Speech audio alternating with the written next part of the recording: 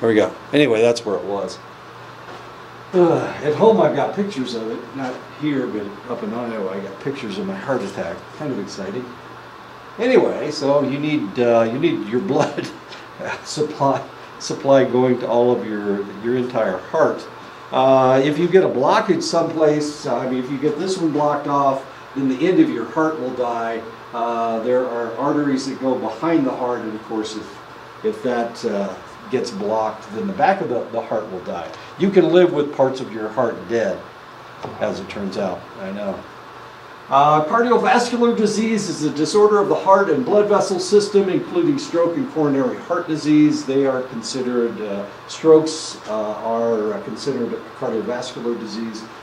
60 million Americans suffer from cardiovascular disease. 34.3% of them will die every year. 60 million. That's a lot of dead people. Yeah, sorry. Coronary heart disease is the slow blockage of the coronary arteries through atherosclerosis. I do not have atherosclerosis. They went into my heart and they put in stents. All of those extra loops that I have in my heart, they put in stents to keep it open. What are stents? A stent is a plastic tube. It's a web tube. It's made out of nylon web. And it just Circulation, huh? Yeah, keeps it open. Won't let it close off.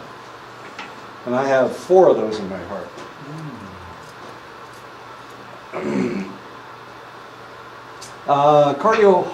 Coronary heart disease is a chronic disease in which the arteries that supply the heart become narrowed or clogged with atherosclerosis plaque. And of course, I don't have that problem. They went into my heart, when was it? A couple of years ago. 3 years ago. 3 years ago. And he looked around, he messed around in my heart. He was looking for dead spots, looking for clots, he was looking for something. And he didn't find anything. He didn't find any dead spots in my heart. Of course, it pissed him off because you know how doctors are. They like to be right. I had this major heart attack, and none of my heart died. Normally you lose something, and I didn't lose anything at all, so he was kind of upset. Atherosclerosis is a chronic condition in which cholesterol and other fats are deposited to the inner walls of the coronary arteries, reducing circulation. So it's cholesterol buildup is what it is. And this is what it looks like. And as you can see, it becomes occluded. Occluded means it's blocked off. In the case of Silent Bob, as we talked about last time, Silent Bob, of course, had 93% occlusion. I had 97% occlusion. My friend had 100% occlusion. He's the one that died, of course, with 100% occlusion. He was getting nothing to his heart. Atherosclerosis is the hardening of the arteries. It's a chronic disease in which blood vessels lose their elasticity because of atherosclerosis plaque buildup. The body reacts to the atherosclerosis by arteriosclerosis by trying to combat it with inflammatory cytokines.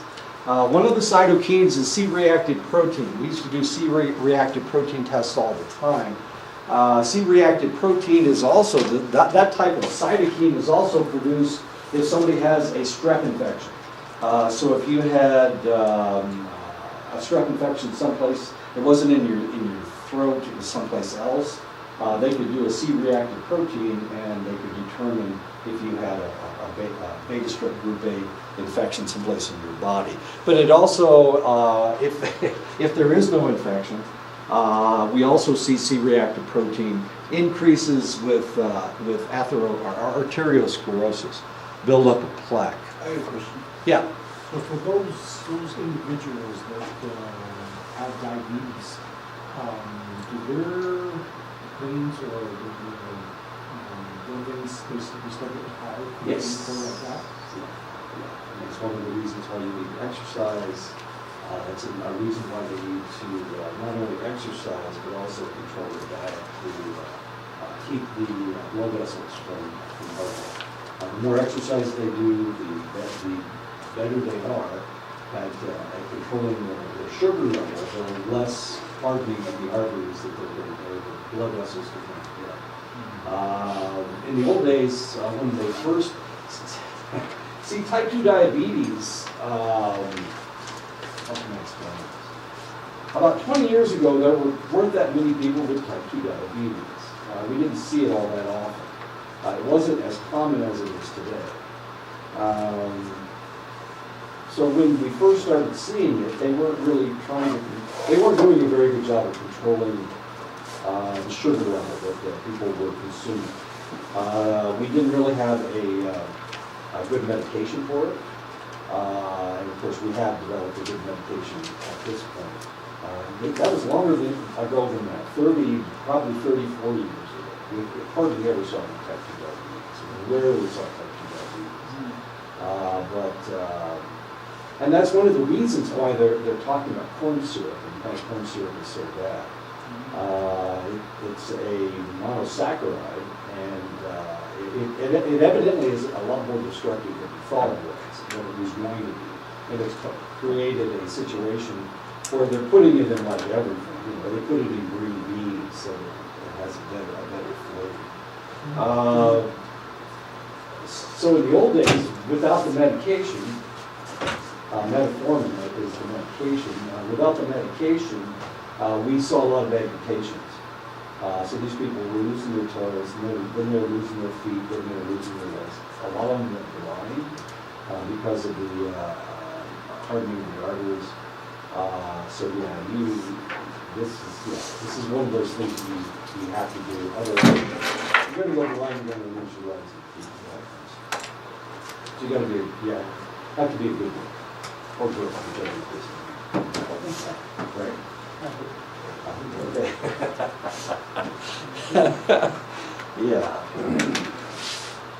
Yeah, it's really kind of odd. It's the fact that things have changed so drastically in just 30 or 40 years. But most people, when they start in medicine and they're only in medicine for 20 or 30 years, they don't see such a drastic change over time. But geez, I've seen so much change. The type 2 diabetes, geez, we never saw it before. We weren't seeing it hardly at all. And like I said, we didn't have a medication for it. I mean, if you don't have that, if you can't make any money off of it, why in the world would you even research the medication?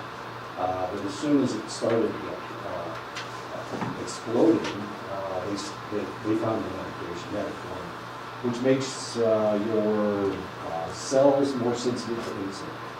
And that's really what needs to happen. I know, it's kind of an odd situation.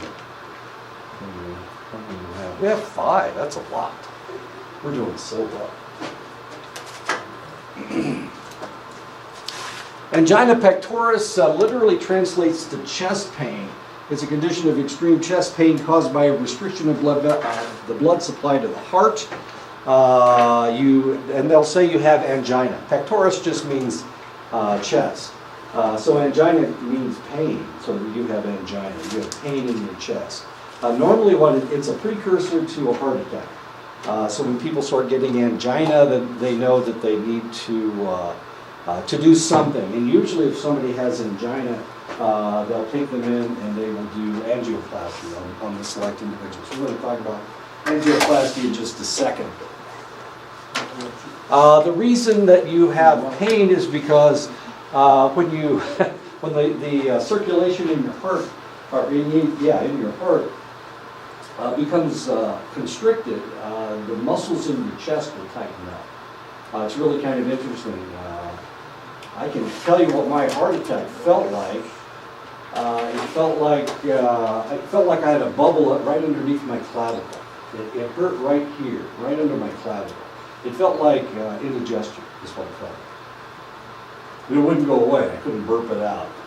You burp when you've got indigestion, you burp, right?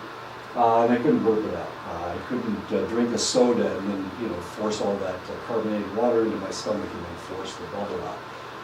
As a matter of fact, it got worse when I drank something that theoretically should have made me burp.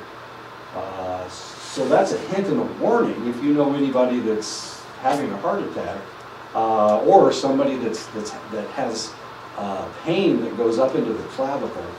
And it's right here, and if it goes up into here, normally the pain will radiate into the left arm. Mine didn't, but it felt like I said, I had a bubble, and I thought I had pleurisy. Pleurisy is where you get an air bubble around your lungs from an infection, and I thought I had pleurisy, and I was wrong. It was a heart attack. Anyway, so if you have a relative that keeps complaining about having indigestion, and normally they don't have acid reflux or anything, then they may be having a heart attack. I had a student at Ashford. Her uncle was having a heart attack. He was having a heart attack. He was having indigestion, and she told him, well, according to my psychology professor, he was having a heart attack. And the guy said, no. Then he said, and he refused to go to the hospital, and he died. I know. So you need to listen to me, okay? If you're around anybody that's having that type of symptoms, then you need to tell them that it's possibly a heart attack. And I would much rather that you took them to the hospital for indigestion and they lived than not take them to the hospital for indigestion and it turned into a heart attack and they died. Does that make sense? All right, so go ahead and take them to the hospital. Get free medical care anyway, just take them to the hospital. As long as the hospital's not too far away. So what do we have? We have angina pectoris. So one of the things that is happening here is because of the low circulation to the heart, the chest muscles are tightening up, and because the chest muscles are tightening up, that's not good. Is this something you can buy? Does anybody want to buy it? Trade. Because the chest muscles are tightening up, what you need to do to relieve the pain is to force them, you need to give them a medication that will force them to relax. And that turns out to be nitroglycerin, as odd as that sounds. I know nitroglycerin is what TNT is made up of. That's how you blow people up instead of cure their heart attacks. But it actually does work. Now the strange thing about nitroglycerin, you can give it to them in a patch. You can put a patch on their chest, or you can put a patch on any place actually. But and that works. But they have pills, and so people will carry these pills around in their pockets, and if they start to get angina, they'll put one under their tongue. It's sublingual. If you put it in your mouth, then what will happen is the digestive juices will destroy the nitroglycerin. It mixes with the nitroglycerin. So you have to put it underneath their tongue so that it will diffuse into the system. And it only takes a couple of seconds for that to start working. So if you've got somebody that has angina pectoris, and this happens to them frequently, you can actually stop a heart attack. Because the next stage, they get the angina pectoris, and then the next stage, of course, is a major heart attack. Myocardial infarction, as I told you before, is a heart attack. It's a permanent death of the heart tissue in response to the interruption of blood flow. You can live with dead areas in your heart, as I said before. Working in the hospital, working in the laboratory, one of the things that we did, we measured how severe a heart attack was, and we measured that. We measured the amount of damage that was done. So we looked at an enzyme that was produced when the muscle died, and that was what was it? CPK. CPK was creatinine phosphokinase. Is what we looked at. And from that, we could determine how severe the heart attack was, because that told us how much damage, how much muscle damage there was. And of course, we're talking about smooth muscle here. In the old days, all we could do was we could do a CPK on somebody, and the CPK just gave us how much muscle damage there was in the entire body. But now we can fractionate it. In the old days, we could only give you one number, but now we can fractionate it into 4 different types of CPK. So if I punch Sheldon in the arm, he's going to have muscle damage. Well, if I could hit him, he will have some degree of muscle damage. And if I do a CPK on him, of course, we would get he'd have an elevated CPK because of the muscle damage. However, there are 4 different types of muscles you have in your body. 3 of them are striated muscles, and 1 of them is a smooth muscle. So it's that smooth muscle. The heart is a smooth muscle. So if we fractionate it, we can tell just exactly how much damage was done by the heart attack because of that smooth muscle CPK level. A stroke is a cerebrovascular accident that results in the damage to the brain due to lack of oxygen. It's called a CA. It's called a cardiovascular accident. I know it sounds like it's cancer, but the reality is that in medicine, when we put a capital C, capital A, it means cardiovascular accident. It means stroke is what it means. If it's a capital C and small a, it means cancer. So, I know. So cardiovascular accident means that you have had damage to your brain. Strokes can be caused by a blood clot that includes blood from getting to a portion of the brain. So a blood clot can do it. A hemorrhage can also do it, and we see that from time to time. A cerebrovascular hemorrhage. So we can have a hemorrhage or a clot that will cause a problem. This is a CT scan of the brain of a 70-year-old stroke victim. It shows that when blood flow to the brain is blocked, cells in the brain may be destroyed. And as we can see there, we have a large patch of dark here. That means that that portion of the brain has died. The darkened area, okay, that's what I just said. The lack of blood may be due to an obstruction in the cerebral artery or to the hemorrhaging of a weakened artery wall. The problem is that if you get blood in your brain, if you get a bleeder in your brain, one of the things they have to do is they have to go in and they have to get as much of that blood out as possible. If blood sits on open tissue, it will destroy the tissue. So not only if you have a hemorrhage, so not only will you have the damage caused by not getting blood flow to that portion of the brain, but if that blood sits on the brain for any amount of time, it will destroy the tissue that it's around, as odd as that may sound. So one of the things that you have to do, one of the things you should remember is that blood has and it's not the blood itself that causes the problems. It's the substances in the body that it sends to destroy the blood cell, the blood. It lyses the blood. It also lyses all the tissue around it, and that's the problem. And that's one of the reasons why you shouldn't leave blood sitting on your knee, for example. So if you have a knee injury and you have blood into your knee joint, if you leave it in there, potentially it's going to weaken the tendons in there. And it's going to weaken the patella. It's going to weaken the meniscus. It's going to eat away at it because of course the body is sending lysing substances in there to break down that blood, and when it does that, it will also break down the tissue around it. So you have to be kind of careful and whatnot. Anyway, okay, so what's going to happen with this individual? Potentially, they will, because it's on the right side, they will have paralysis on the left side of their body. This is relatively common. We see a lot more strokes on the right side of the brain that paralyze the left portion of the body than we do the opposite, for no reason whatsoever. If this is a female, remember, females have larger corpus callosums. And because they have a larger corpus callosum, a female will recover from a stroke faster than a male. As tragic as that is for males. It's always good news for females. Anyway, this individual will have paralysis on the left side of their bodies. Every minute and a half, on average, someone in the United States suffers a stroke. That's about 795,000 strokes a year. Since 1996, there's been an approved drug called TPA. TPA stands for tissue plasminogen activator. According to some big studies, this can often break up the clot.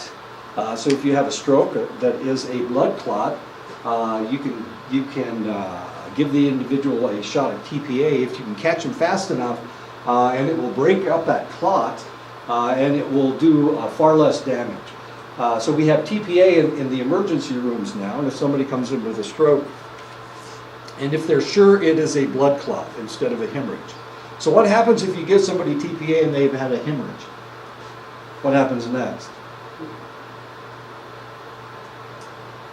If it's a clot, you're okay, because it's going to break the clot up and do far less damage than it would otherwise. But what if it's a hemorrhage? It's like more uncontrolled bleeding. I'm sorry? Uncontrolled bleeding. Yeah, it's going to cause a lot more uncontrolled bleeding and can potentially kill the person. Yeah, so you got to be really careful. This is a miracle drug. They gave me TPA when I went into the hospital. They were afraid I was going to have a stroke. They didn't know why I had the heart attack, so they gave me TPA. Well, I didn't have a blood clot, but I also didn't have a hemorrhage. And because I didn't have either one, the TPA didn't do anything to me. Otherwise, well, he was going, well, I can't give you morphine because it doesn't work on you, but I can give you this TPA, and if you've had a stroke, then it'll probably save your brain. And I'm going, oh, God. How stupid do you think I am? Anyway, I let him go ahead and give me the shot of TPA. I didn't think I didn't have a hemorrhage. I knew I didn't have a hemorrhage. I didn't feel like I had a hemorrhage. Of course, I thought it was pleurisy anyway, so that's how smart I am. But I let him give me a shot of TPA. About 70% of all strokes are caused by blood clots. And for that reason, you can't assume that it's a blood clot. One of the things you can do an arteriogram on the brain to see if you can find a clot or if you can find any bleeding, any open bleeding. You can do a CAT scan, and usually if there's any bleeding into the area, then you will be able to find the blood. But you have to do that before you can give them TPA. Otherwise, you might kill them. Whoops. Electrocardiogram and EKG, looks like it should be ECG. It all depends on where you are and who you are as to whether you call it an EKG or an ECG. EKG is German, and it was started in Germany, so most of us call it the EKG, especially us old farts. I think the newer nurses are calling them ECGs, or the newer doctors, of course. And the older doctors are going, oh my God, what are you talking about? A measure of the a measure of the electrical discharge that emanates from the heart. There is a specific pattern that you're looking for, and I'll show you the pattern in just a second. What it's looking for is arrhythmias. It's looking for something that isn't normal. It gives the medical personnel a picture of the beating pattern of your heart, and as long as it's normal, then they're not probably going to do anything for you. This is the normal pattern. These are all normal patterns. Well, this isn't. But as you can see, the top three are the normal pattern of heartbeat. And this is an irregular heartbeat. He skipped a beat. Evidently, he saw his loved one or something, somebody he was in love with, and his heart skipped a beat. But normally, of course, we have a regular heartbeat. Let me see what my heart rate is. Oh my, 107. I must be excited. Okay, this is what it normally looks like. This is normal. Yeah. So what's happened here? He's starting to get T waves. This is what a T wave actually looks like. That's a T wave right there. As you can see, this isn't normal. That's certainly not normal. But this is what they call a T wave. So you're looking for the T wave. That's what you're looking for in a heart attack. They call it the tombstone. T wave, tombstone, get it? I know. Medical people are so funny, aren't they? So this is what they're looking for. They're looking for a tombstone in your EKG or ECG. Cardiac stress test is administered to watch the heart under stress to determine if there is any blockage. They not only do an EKG while under stress, but they also do an echocardiogram to see an image of your heart.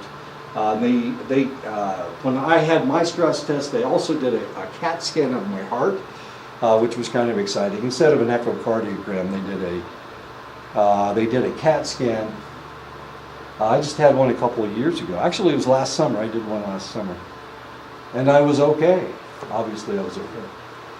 If you have a problem, if it looks like you have a problem, if one of the blood vessels needs to be opened up, they can do what they call a cardiac catheterization. It's really kind of an interesting procedure. What they do is they cut your femoral artery. They take a garden hose and they ram it up through your body, up into your lungs, and it runs into your heart. It's really kind of cool. I know. But of course you're knocked out through this whole thing. Well, most people are knocked out. I woke up during mine twice. Idiots. I told them I wasn't sensitive to opiates. So what do? They try to knock me out with opiates. Idiots. And I woke up in the middle of surgery. Then I woke up right at the end of the surgery, while they were pulling everything out. Doctors, they're so stupid. They think we're all the same. Anyway, so they run that garden hose up in there, and they can take that whole thing. Actually, it's just a wire. At the end of it, they can put things on the end of it. They can put an angioplasty on the end of it, where it's a balloon, and they can blow this thing up, and they can squash the cholesterol against the sides of your blood vessel, and that'll open it up. I mean, if you've got a lump there, they can just smash it. Or they can send a stent down. They can send this mesh cylinder down, this stent, and it's plastic, or actually it's nylon, and it will keep the blood vessel open. And like I said, I have 4 stents in my heart, so there you go. That's coronary angiography and cardiac catheterization. It's a major procedure. People die during this thing. I know, the doctor's down here watching it on a television screen. Of course, you're up here hopefully asleep. Not always, sometimes not. There are medications that you can take to help your heart. There are beta blockers. Beta blockers block the action of endogenous catecholamines, epinephrine and norepinephrine. In particular, an adrenergic beta receptor of the sympathetic nervous system, which mediates the fight or flight response. And so if that's your problem, it can lower your blood pressure by them giving you beta blockers. You can also take calcium channel blockers. Calcium channel blockers, of course, the normal reaction of a neuron is that the sodium and potassium open up, and the neuron is firing, and then it opens up a calcium channel, and that allows the neurotransmitter to be expelled at that stage. But if you have a calcium channel blocker, of course, those neurotransmitters, those neurons that normally would cause you to have high blood pressure are controlled. They don't fire nearly as readily. You can also take a vasodilator. Vasodilator drugs relax the smooth muscles and blood vessels, which cause the vessels to dilate. So you can take a vasodilator. I can't think of any off the top of my head. I was going over this lecture earlier, and I came up with like 5 of them, but I can't think of any right off the top of my head. Vasodilators, wait a minute. No, Plavix isn't one. That's a thrombolytic agent. Anticoagulants, they are antithrombotics, thrombics. They stop clotting. It slows down the process of coagulation in your blood. If you have these, if you're taking an anticoagulant, then you bruise a lot more readily. What is an anticoagulant? Warfarin, Coumadin, if you've ever heard of they're actually warfarin and Coumadin are the same thing. Plavix is an anticoagulant. It slows down the clotting process, and theoretically keeps you from shooting a blood clot into your brain or into your kidneys, which would kill you, or into your lungs. I was watching a television show about Gary Shandling last night. He died of a embolism in his lung. That's what he died from, I know. Pulmonary embolism. They said he had a heart attack, but he didn't. He had a blood clot in his lung. Thrombolytic agents, medicines that dissolve blood clots in a procedure termed as thrombolysis. A thrombolytic agent would be heparin is a thrombolytic agent. Coronary artery bypass graft. As I told you before, my dad had a heart attack when he was, I don't know, he was in his 50s, I guess. And he had to have a quintuple sextuple. No, it was a quintuple. It was a quintuple bypass. And only 6 of them took. One of them didn't, and because of that, he had the back part of his heart was dead. But they cracked it, had to crack his chest. They had to open his chest up in order for him to have surgery. He actually had 3 open heart surgeries. One of them to do the cardiac bypass, and then 2 of them to replace valves in his heart. He was born with a leaky valve, so they put in they put in a mechanical valve. They put in a mechanical valve, and my mother used to complain all the time that it kept her awake at night because she could hear it. She could hear this valve opening and closing in his heart. She complained about it all the time. My mother, she was a nurse, of course, so she had a lot to complain about. But they were thinking of putting a pig valve in his heart. But it was like 2 years later that they started, all those pig valves started to die. Yeah. So the mechanical valve, which was only supposed to last for like 10 years, lasted for like 25 years instead. So my mother didn't complain anymore after the 10th year. She wasn't complaining anymore. He could have died with that pig valve in his heart. Anyway, okay. So what are we doing? We're doing open heart surgery. We can replace the clogged arteries with veins from your leg. That usually they will take a vein out of your leg. Veins tend to be less flexible than arteries are, but it seems to work. I mean, they certainly don't seem to have any problem. Normally, the veins that they put in are larger than the arteries they take out, and of course, since they're larger, they don't have to be nearly as flexible as arteries are. This type of surgery is only used when the blockage is so severe or extensive that angioplasty is contraindicated. You don't want to do 2 procedures on somebody. So if it's a simple thing and it looks like it's a relatively simple blockage, then you can do an angioplasty. But if it's too severe and it's too extensive, then you'll have to crack the guy's chest and go in and try to save his life. You don't have a whole lot of time, and you don't really have time for him to recover from one surgery to have the second surgery. Because surgery is so debilitating. They're knocking you out. It takes you about 6 weeks to recover from surgery, from the drugs that they give you during surgery. Usually it's the morphine that they give you. But it takes about 6 weeks. You don't feel like doing anything. It's a mess. Anyway, you can't do 2 surgeries, one right after the other. That normally doesn't work. Annual U.S. cardiovascular disease mortality. Although the mortality rate from cardiovascular disease has decreased in the United States and other affluent countries, it has increased in Eastern Europe and the developing world. Any ideas what's going on in Eastern Europe? Why are they dying?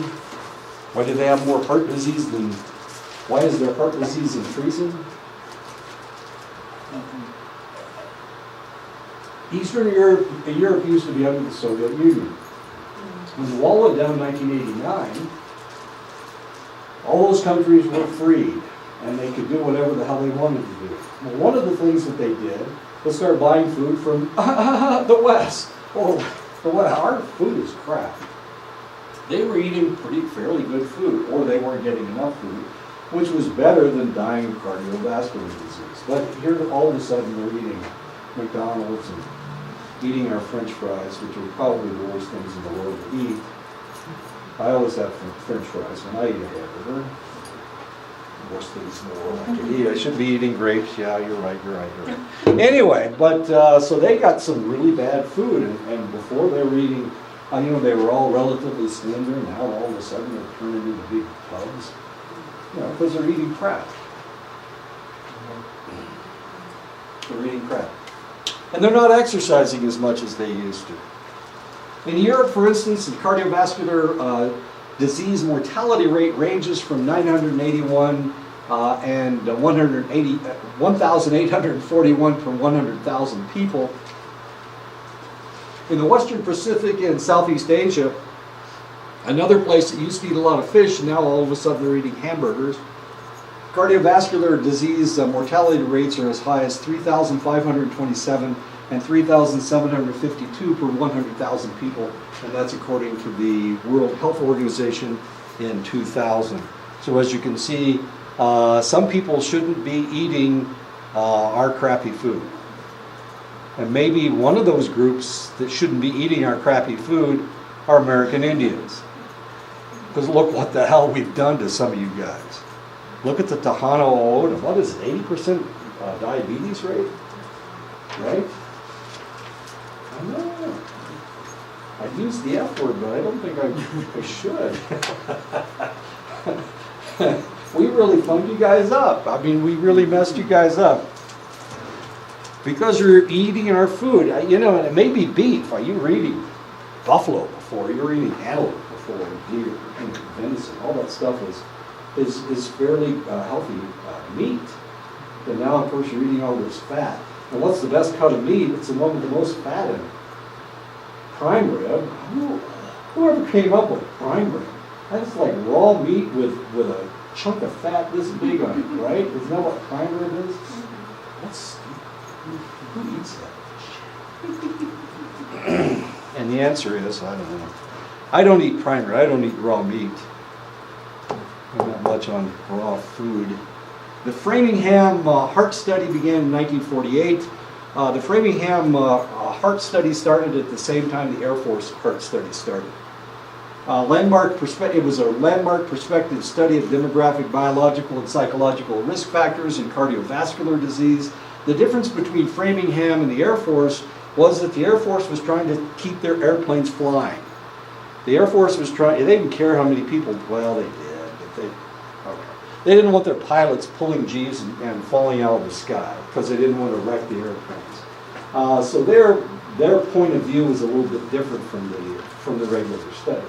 Because back in the 1940s and 1950s, all the pilots were male, the Air Force study, and this is one of the reasons they complain about it, the Air Force study was done on males, only on males, not on females. We didn't have that many females in the military.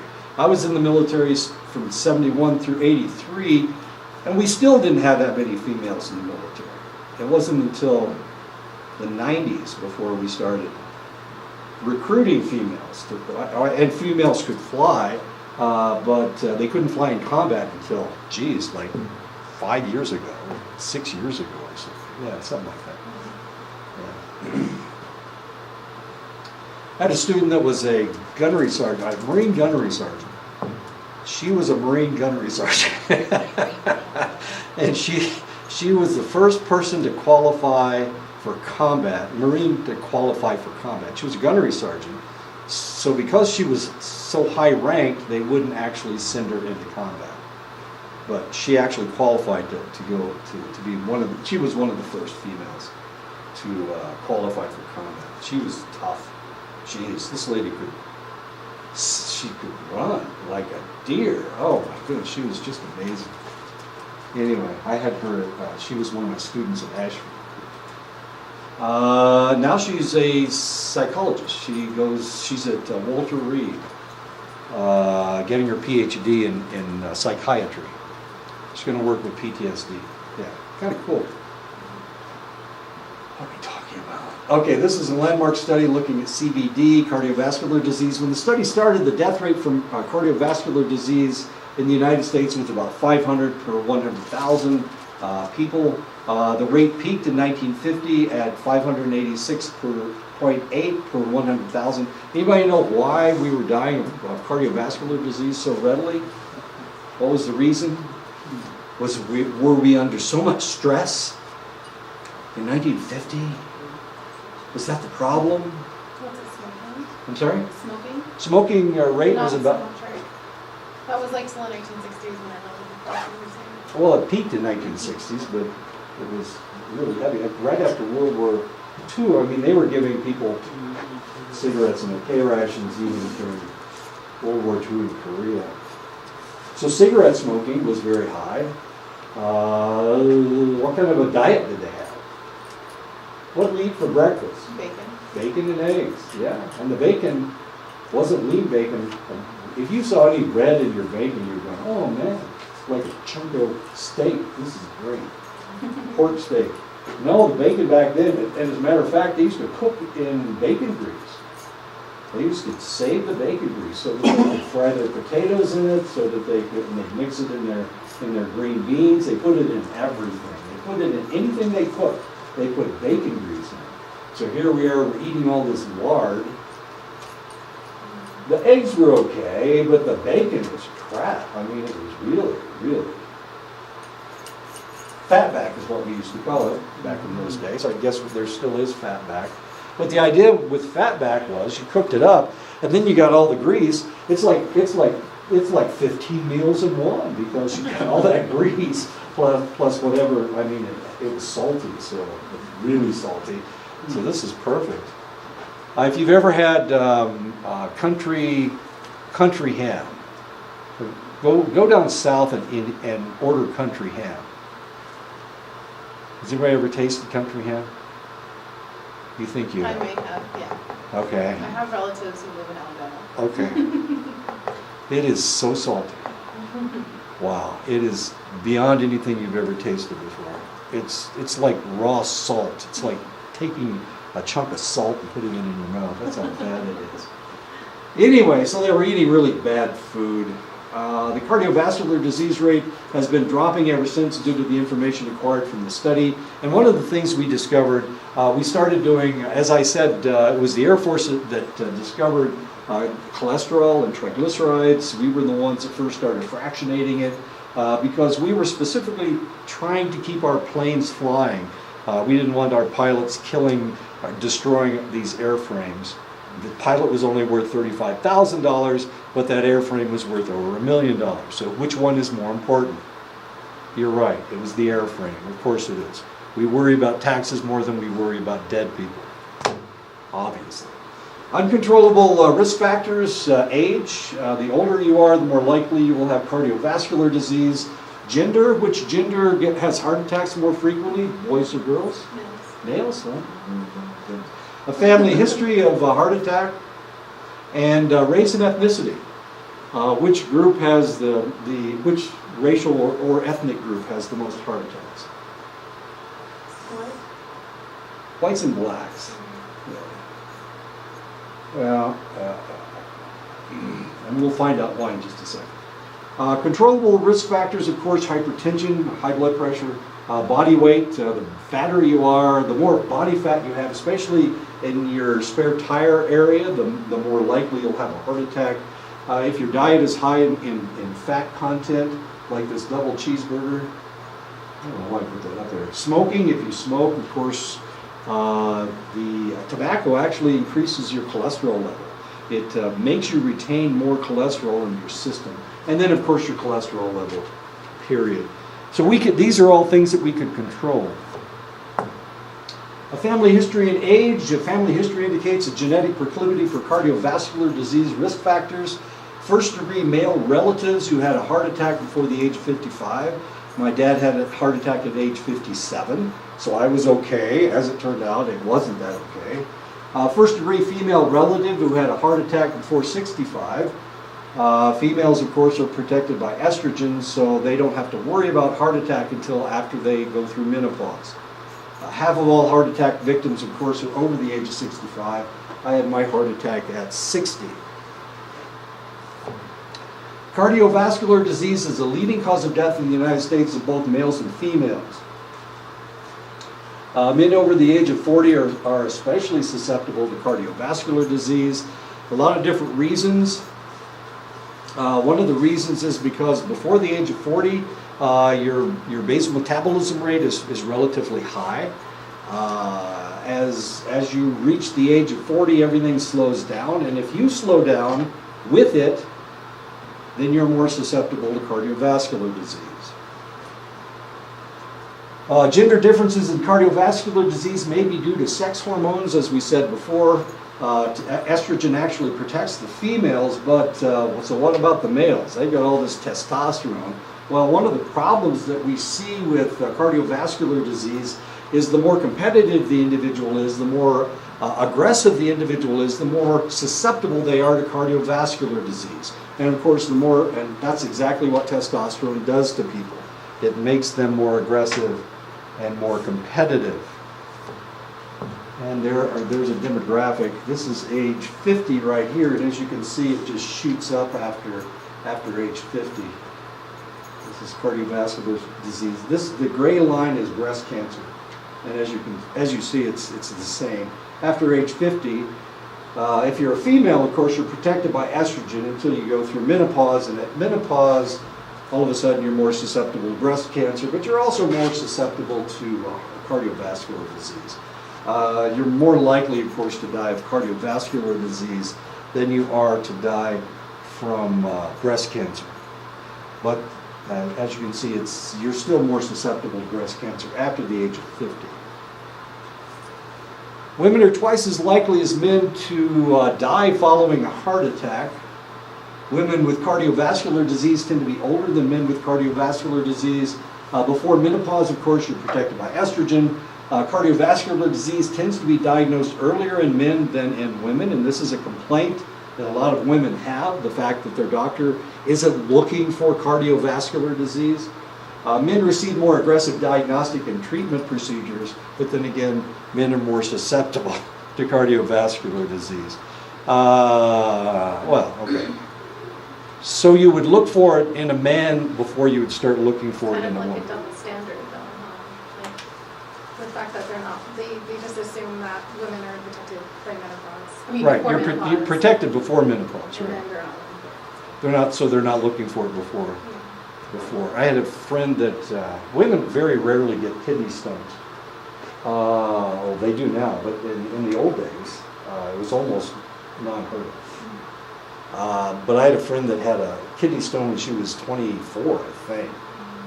And the doctors are going, it can't possibly be a kidney stone. It must be something else. But it turned out to be a kidney stone, of course.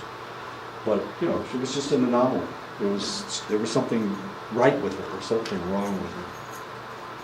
I didn't have my first kidney stone until I was 28. She had it at 24. We're gonna pick on men a lot more. We're gonna harass them about their cholesterol. We're gonna harass them about their blood pressure. Since women are protected by estrogen, it keeps your blood pressure low. So that's not going to be they're not going to see that as a factor. The women that are having problems are women that are entering the competitive fields. And these are the individuals that are starting to suffer from heart attacks. And the problem is, of course, back in the 1950s and 1960s, women were housewives and they very rarely worked outside the home. All of a sudden, they started working outside the home. They became more important, and they started working in more competitive jobs. But the averages still weren't really rising that much, even though these women were dying of heart attacks. It still didn't raise the average very much. So doctors, being as dumb as this and stupid as they actually are, all they do is look at averages. And for that reason, of course, doctors were still not looking at women as potential victims of cardiovascular disease. That's why. Because they're idiots. Doctors are idiots. All they can see is averages and norms and whatnot. And I apologize for that. It's not my fault. If I were still working in medicine, I would be complaining about it continually, and I'd probably continually be fired from one job after the other, because doctors do not like to be told they're stupid. I saw my doctor last summer, and I told him he was stupid. And he laughed. He thought it was funny. Because I tell him he's stupid every time I talk to him. Luckily, he's got a sense of humor, I think. He may not be treating me for something I'm hoping that I'll die from. He's so interesting. Compared with the European Americans, African Americans are at increased risk, and Asian and Latin Americans are at lower risk of cardiovascular disease. Are we going to explain why? One reason why is because African Americans suffer from hypertension far more readily than European Americans. One reason may have something, but if we look at Africans, people in Africa, so we've got an individual that came from Nigeria. His ancestors came from Nigeria. One of his ancestors was captured and was put into slavery, and they sailed over here on a ship that eventually made its way to the United States. And his ancestor lived. Well, why did they live? One of the reasons they lived was because they retained salt. They weren't really giving them a lot of food. They weren't really feeding them very well. They weren't really giving them enough water. The only slaves that survived the trip from Africa to the Americas were the ones that could retain salt. So what we see is, if we look at the number of people suffering from high blood pressure in Africa, it's the same as it is in the United States. It's primarily the same as it is in the United States with the population, with the average population. But African Americans have twice that level of hypertension than they do in Africa. So if they had stayed in Africa, the only ones that survived were the ones that retained salt. That's one of the theories about African Americans. So they have a lot more high blood pressure.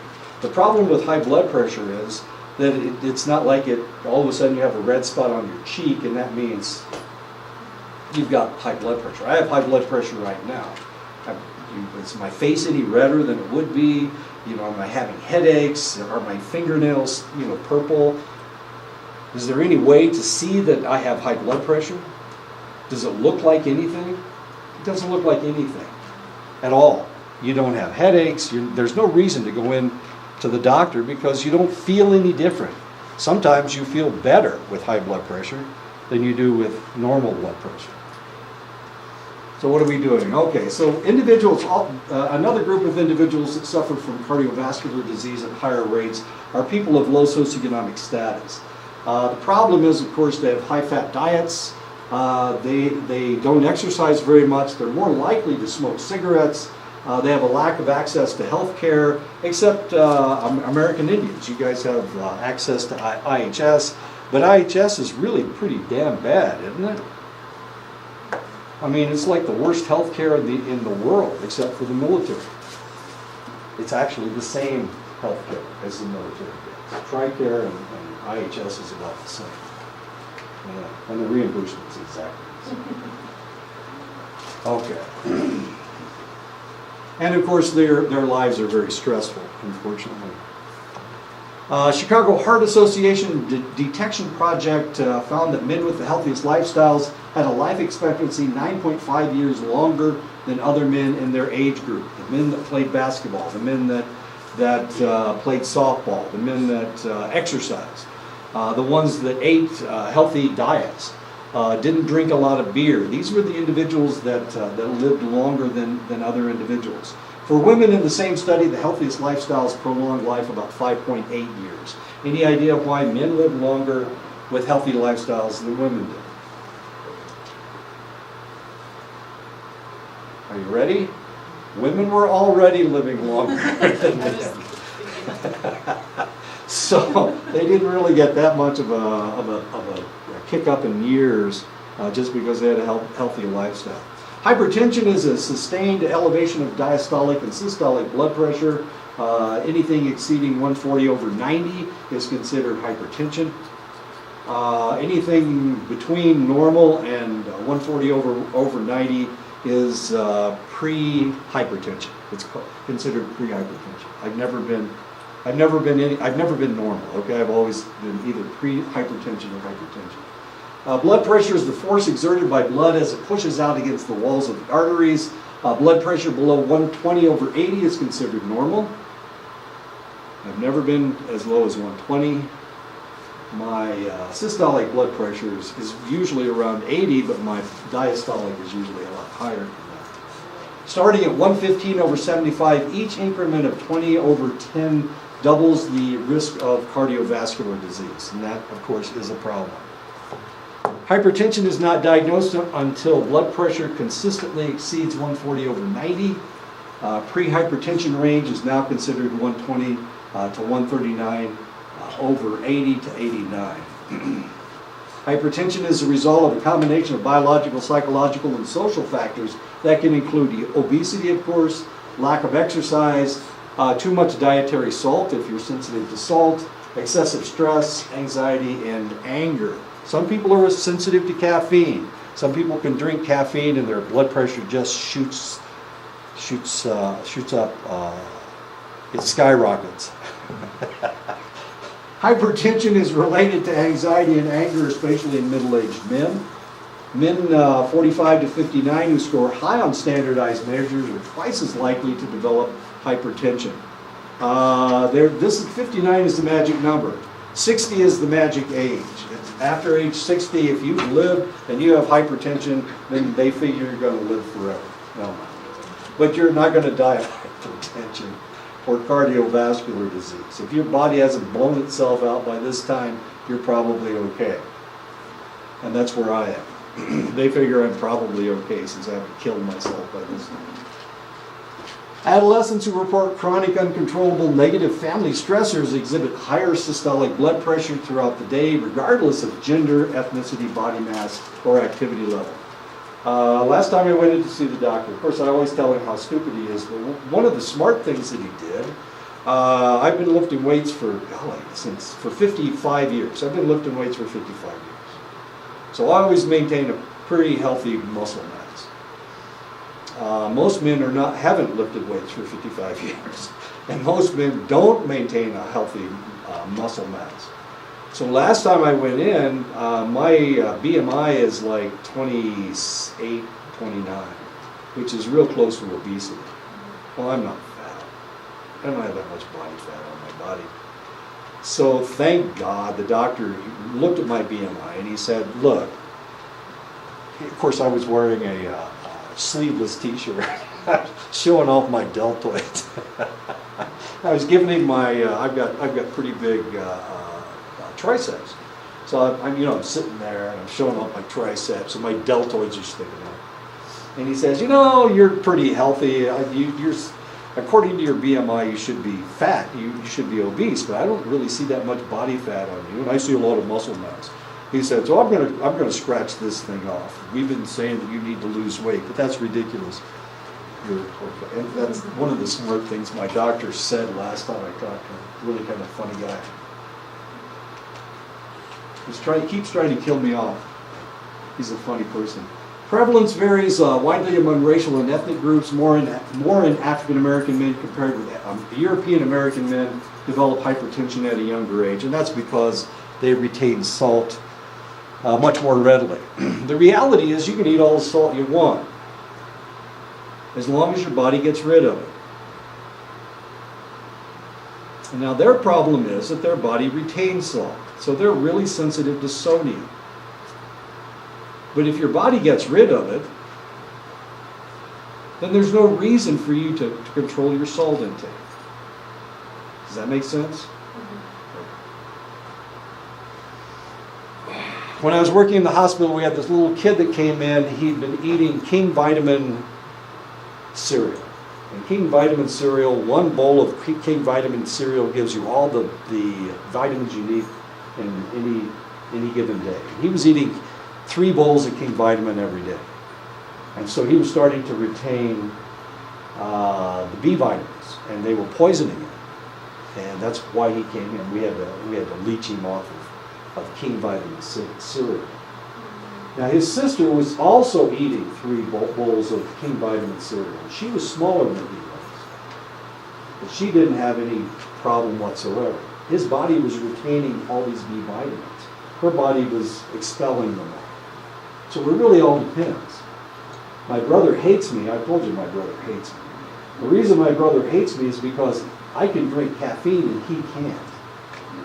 He has glaucoma and I don't. Of course, I have high blood pressure. He doesn't, so I mean, that almost equalizes things. But the reason he hates me is because there are things that he can't eat that I can eat. And that really pisses him off, especially the Mountain Dew. But he drank that bottle of Mountain Dew and blacked out and ended up in Maine when he was supposed to be headed to Virginia. So he got on the wrong road. Not just for a while, but for like a day. He was blacked out, driving all the way to Maine. Drove through Boston. Who does that? Cardiovascular reactivity is an individual's characteristic reaction to stress, including changes in heart rate, blood pressure, and hormones. I take blood pressure pills twice a day. The blood pressure pills that I take have nothing to do with sodium. They have to do with, it's a calcium channel block. The assumption is that is my problem. And that does control my blood pressure. But that has nothing to do with salt. Nothing at all. So my doctor doesn't say, you need to control your salt. Mainly because it's not my problem. So why in the world would I control my salt if that's not my problem, right? Why should I stop drinking caffeine if it doesn't affect me? Why should they keep giving me opiates when it doesn't affect my body? Okay. Does all this make sense?